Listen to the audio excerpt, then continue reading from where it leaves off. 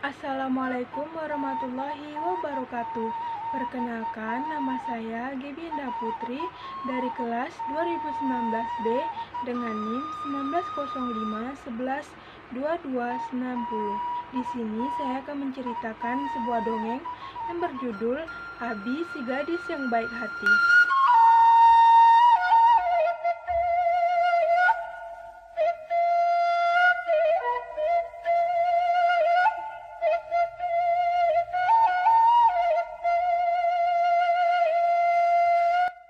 Pada suatu pagi yang cerah, matahari mulai menyinari perkampungan berbukit yang dikenal dengan nama desa Omelas. Ayam-ayam yang mulai saut menyaut, unjuk kepandaiannya dalam berkokok seakan menjadi alarm pagi ini untuk membangunkan seorang gadis desa yang bernama Abi. Ya, dia Abi, seorang cucu dari petani tua yang tinggal di rumah yang terkesan sederhana, namun cukup bisa mereka andalkan sebagai pelindung mereka di kala siang dan malam.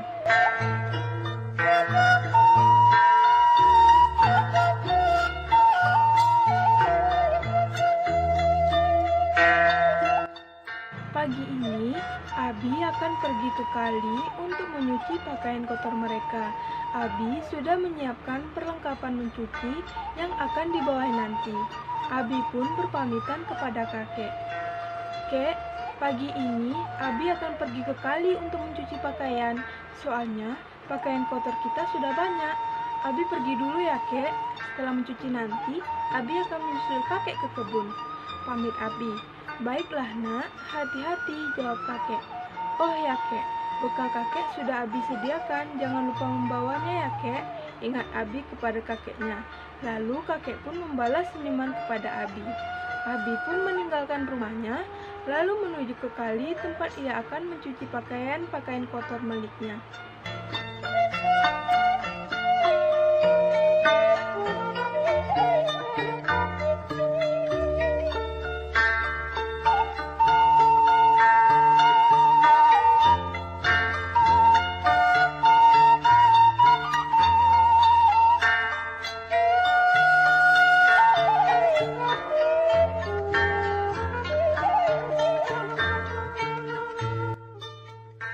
Di sepanjang perjalanan, Abi selalu mengukir senyum sambil menyapa penduduk desa yang berpapasan di jalan dengannya. Abi memang terkenal sebagai anak yang ramah, namun dengan sikap Abi yang baik hati dan disukai penduduk di desanya, menimbulkan kecemburuan pada hati seorang gadis desa yang selalu memandang Abi dengan pandangan yang tidak suka. Ia adalah Nuna, gadis kepala desa yang kaya raya. Dia selalu iri dengan apa yang dimiliki oleh Abi. Apa bagusnya sih si Abi yang miskin itu? Padahal aku lebih cantik dan kaya daripada dia yang hanya seorang anak yatim piatu dan tinggal bersama kakek yang tua bangka. Sinis Nuna ketika melihat Abi pagi ini.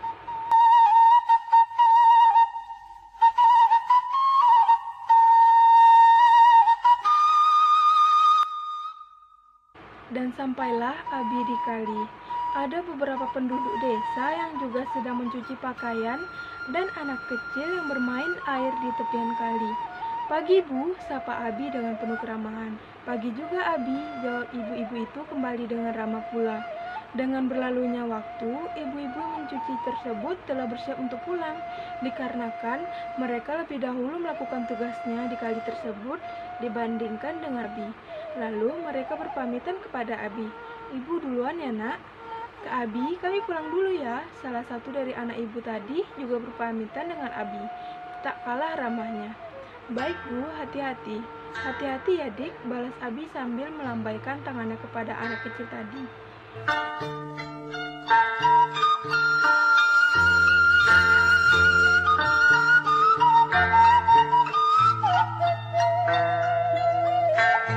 Ini tinggallah ia seorang diri, sedang asik membilas kain, jepitan yang ia gunakan untuk menyangga rambutnya tadi terjatuh dan hanyut di aliran kali tadi. Aduh, bagaimana ini? Jepitan rambut kesayanganku terjatuh, kata Abi bermonolog dengan dirinya sendiri sambil mencari di sekitar tempat ia berdiri saat ini. Di saat ia mencari, tiba-tiba muncullah wanita yang membuat kaget Abi, karena wanita tersebut muncul dengan tiba-tiba di hadapan Abi. Seakan dapat membaca ekspresi kebingungan Abi, wanita itu pun tersenyum sambil berkata, "Wahai anak gadis yang manis, apakah aku mengejutkanmu? Maafkan aku adalah Dewi Air menjaga daerah ini," kata Dewi Air. Abi pun sudah memperbaiki mimik wajahnya yang kaget tadi.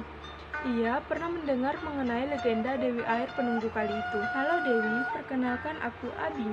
Maafkan aku Dewi, aku hanya terkejut melihatmu tiba-tiba muncul di hadapanku," jelas Abi kepada Dewi Air itu. Dewi pun bertanya kepada Abi, "Apakah kau sedang mencari sesuatu, nak?" "Iya Dewi, jepitan rambut kesayanganku hanya terbawa arus kali ini," jawab Abi. Dewi lalu tersenyum. "Aku menemukan beberapa jepitan rambut di kali ini. Mungkin ada milikmu di antara jepitan rambut yang kutemukan ini. Kamu dapat melihatnya. Tunggu sebentar ya nak." "Baik Dewi," jawab Abi dengan harapan ada jepit rambut kesayangannya di antara jepitan rambut yang ditemui oleh Dewi Air tersebut.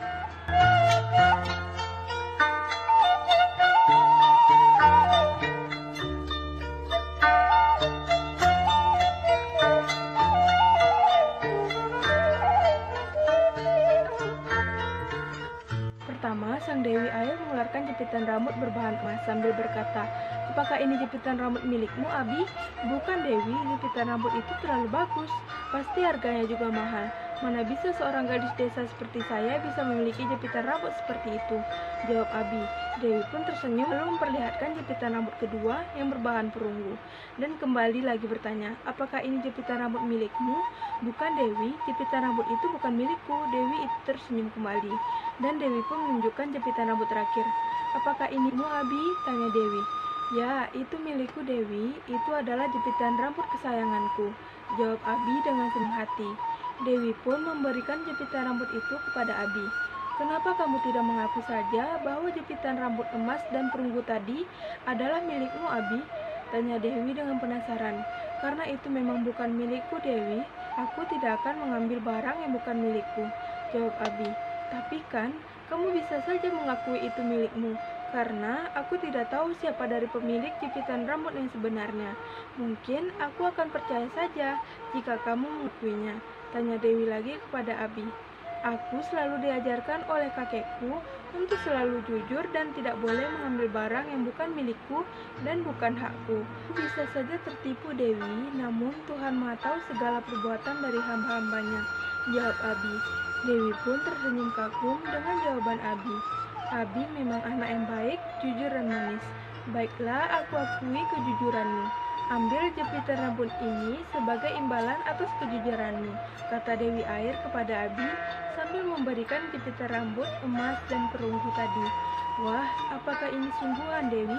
tanya Abi tidak percaya. "Ya, kamu pantas mendapatkannya," jawab Dewi. "Terima kasih Dewi, jepit rambutnya sangat indah," kata Abi. Lalu Dewi Air itu pun menghilang meninggalkan Abi dengan perasaan yang senang. Abi lalu bergegas pulang, menyusul kakeknya ke kebun, dan tidak sabar untuk menceritakan kejadian yang ia alami tadi saat mencuci di kali.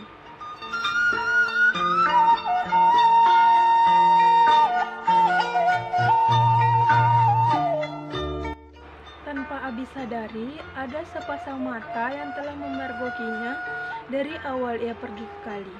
Ya, orang itu adalah Nuna. Setelah melihat kejadian itu, ia pun pulang dan menyusun rencana untuk keesokan paginya.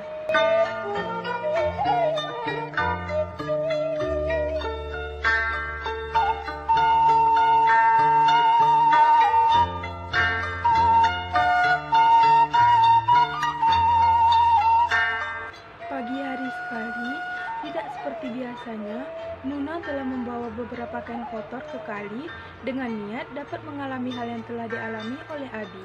Di saat ia mencuci, ia sengaja menjatuhkan jepitan rambutnya ke arus kali tersebut. Lalu muncullah Dewi Air sesuai dengan yang diinginkan oleh Nuna. "Hai anak gadis yang cantik, apa kamu sedang mencari sesuatu?" tanya Dewi Air. "Ya, saya kehilangan jepit rambut saya Dewi," jawab Nuna. Lalu Dewi Air pun menunjukkan beberapa jenis jepitan rambut. "Apakah ini jepit rambut milikmu?" tanya Dewi. "Ya, itu milikku," jawab Nuna. "Baiklah," kata Dewi Air dengan ekspresi yang tidak dapat diungkapkan. Lalu Dewi Air bertanya kembali dengan jepitan rambut yang berbahan perunggu. "Apakah ini milikmu?" "Ya, Aku juga menjatuhkan jepitan rambut seperti itu, jawab Nuna dengan tamak. Apakah ini juga milikmu? Tanya Dewi untuk terakhir kalinya. Ya, itu juga milikku, kata Nuna. Setelah mendapatkan semua jepitan rambut itu, Nuna tertawa bahagia. Ia sudah mendapatkan apa yang ia mau, meski ia harus berbohong. Tak lama kemudian, Dewi Air berkata, "Kenapa kamu berbohong dan mengatakan bahwa itu semua adalah milikmu? Karena ini semua memang milikku. Aku sangat tahu jepit rambutku dibanding dirimu," jawab Nuna tanpa merasa bersalah. "Kamu bohong. Dikarenakan kebohonganmu, maka saya tidak akan memberikan semua jepitan itu kepadamu," kata Dewi Air. "Bagaimana bisa? Semua jepitan ini sudah berada di tanganku. Kamu tidak bisa mengambilnya kembali," kata Nuna sambil menyembunyikan jepitan rambut itu di pelukannya. Namun, tiba-tiba Dewi Air merubah semua jepitan tadi dengan batu kali menggunakan sihirnya. Lalu Dewi Air menghilang dan meninggalkan Nuna dengan perasaan yang kecewa. Hal itu pantas ia terima karena ketidakjujurannya. Berakhirlah cerita dongeng Si Abi, Gadis yang Baik Hati. Pesan moral yang dapat kita ambil dari cerita dongeng ini yaitu jangan berbohong, karena berbohong adalah perbuatan yang dibenci oleh Tuhan maupun orang lain. Orang yang sering berbohong ini akan dijauhi oleh teman-temannya. Sekian cerita dongeng dari saya. Jika ada kesalahan kata, saya mohon maaf. Wabillahi taufik wal hidayah. Wassalamualaikum warahmatullahi wabarakatuh.